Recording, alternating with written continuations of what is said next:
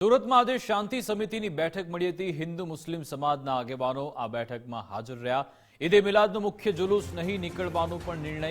શાંતિ સમિતિની બેઠકમાં આ નિર્ણય કરવામાં આવ્યો છે। માત્ર શેરી ગલીઓમાં જુલુસ ફરશે, તે પણ પોલીસ પરમિશન બાદ જ તેને કાઢી શકાશે। જુલુસ અને વિસર્જનમાં ચુસ્ત બંદોબસ્ત ગોઠવાશે। અલગ અલગ 12 સ્થળો પર વિસર્જન યોજાશે।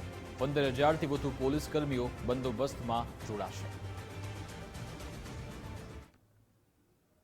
સૈયદપુરા પથ્થરમારાની ઘટના બાદ સુરત પોલીસ એલર્ટ પર છે। ગ્રામ્યમાં પોલીસ પંડાલની મુલાકાત લઈ રહી છે। એસપી હિતેશ જોઈસરે જુદા જુદા પંડાલની મુલાકાત લીધી હતી। બંને કોમના આગેવાનો સાથે પણ એસપીએ બેઠક કરી હતી। શાંતિપૂર્ણ માહોલમાં ધાર્મિક કાર્યક્રમ ઉજવવા જણાવ્યું હતું।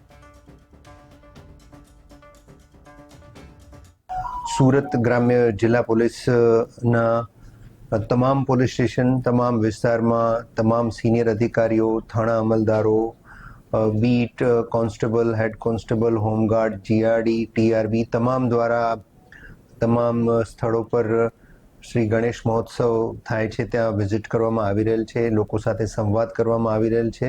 સ્થાપના શાંતિપૂર્ણ રીતે પૂર્ણ થઈ હતી, એ જ રીતે વિસર્જન પણ પૂર્ણ થાય અને ઈદે મિલાદનો પણ વચ્ચે તહેવાર આવી રહેલ છે, તો એમાં પણ બંને તહેવારો શાંતિથી ઉજવાય એ માટેની તમામ તૈયારીઓ સુરત રૂરલ પોલીસ કરી રહી છે।